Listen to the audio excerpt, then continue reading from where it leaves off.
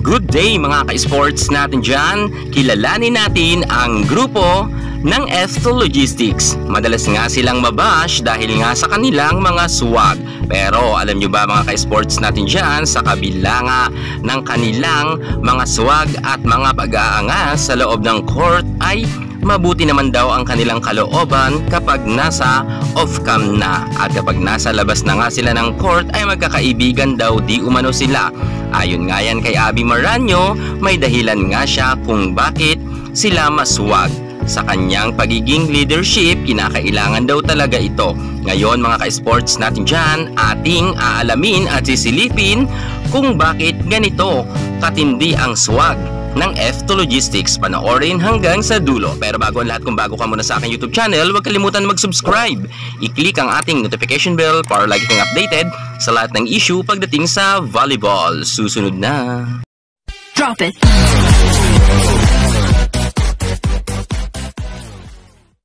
Madalas nga ang F2 Logistics na mapagkamalan na mayabang sa loob ng court dahil nga sa kanilang pagsaswag at sa kanilang pag-aangas. Pero alam nyo ba mga ka-sports natin dyan, malalim ang pinaghuhugutan ng team captain na si Abby Maranyo kung bakit niya to ginagawa ang pag-aangas at maidala niya ang kanyang buong team. Si Abby Maranyo nga ang isa mga ka-sports natin dyan sa madalas nga mabash ng mga netizen dahil nga sa kanyang mga matitindi na mga swag. Pero sa isang interview, inamin nga ni Abby Maranyo, sabi niya, as a leader, hindi ka pwedeng tumiklop. Yan nga ang kanyang rason.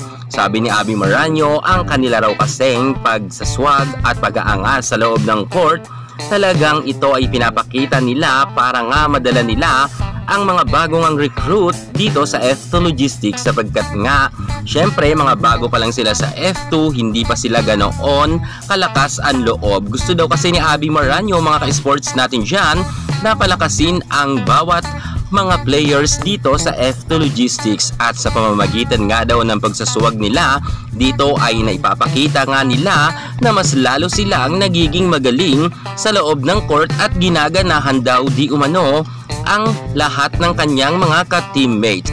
Mariinan pa ngang sinabi ni Abby Maranyo na hindi daw porket na nagsaswag sila at nag-aangas ay magkakaaway na daw ang mga bawat players na mga manlalaro. Ito daw mga ka-sports kasi ang talagang character na simula pa nang nasa DLSU sila ay nadala na nila hanggang sa F2 Logistics at mariinan ngang sinabi ni Abby Maranyo na kung ano daw ang inyong nakikita sa loob ng court ay hindi daw sila ganoon kapag nasa labas na sila ng court sapagkat magkakaibigan naman daw ang mga bawat manlalaro dito sa PBL. Kung kaya nga mga ka-sports natin dyan, madalas nga daw siyang i-bash ng mga netizen at minsan nga ay napapasagot na rin itong si Abby Maranyo dahil mga hindi naman magaganda kasi ang mga komento nila dito kay Kapitana Abby. Sabi nga ni Abby Maranyo, sana daw ay wag ninyong husgahan sila sapagkat hindi naman ninyo sila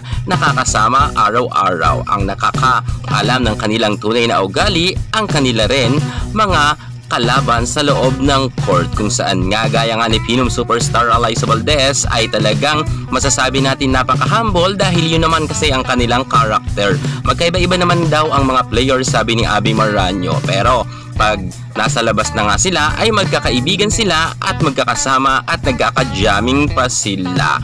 Yan nga ang sabi ni Abby Maranyo. Kaya sa mga nagbabash daw dyan sa F2 Logistics at hinuhusgahan nga sila na sila raw ay maswag, ay ganun daw talaga ang kanilang character. Samantalang ipinagtanggol naman ng mga fans ng F2 Logistics at kanila naman binanata ng ibang team na sinasabi nila pag ang F2 Logistics daw di umano ang nagswag, sasabihin ay maangas na at nagyayabang na.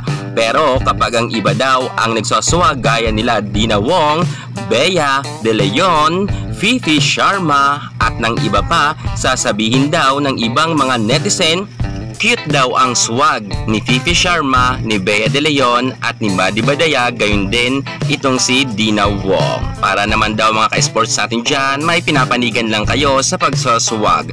At syempre ang reyna talaga yun ng swag, walang iba kundi itong si Abby Maranyo, at wala nga sa kanyang makakakabog sa swag na yan dahil yan nga ang kanyang naging trademark na simula nang nasa DLSU siya hanggang sa ngayon. Yan na nakilala si Abby, kung kaya nga mga ka-sports natin dyan, sana daw ay tigilan na daw ninyo ang mga pambabash sa F2 Logistics sapagkat sa tunay daw na pagkatao nila, alam nila sa kanilang mga sarili na mabait sila at hindi sila gaya ng inyong mga napapanood na maangas. Ayon pa nga kay Chang Abby Maranyo, part lang daw yan ng game ang mga swag na yan. Sana wala daw mapikon. Kayo, anong masasabi nyo hinggil nga sa isyong ito mga ka-sports natin dyan? Hinggil nga sa pagsaswag nga ng F2 Logistics, karapat dapat ba talaga silang i-bash ng mga netizen? Or kinakailangan talaga na intindihin na lang natin sapagkat parte nga lang ito ng kanilang laro? Dahil nga sa swag na yan, dyan daw sila mas lalong ginaganahan sa loob ng court. Kung sa tingin nyo mga ka-sports natin dyan na ayos lang sa inyo ang pagsaswag ng F2 Logistics, mag-comment naman kayo sa baba para sa inyong mga reaksyon. At syempre, para hindi ka maulit sa lahat ng issue pagdating nga sa larangan ng volleyball, ano bang hinihintay nyo? Mag-subscribe na kayo sa aking YouTube channel. Thank you so much. God bless.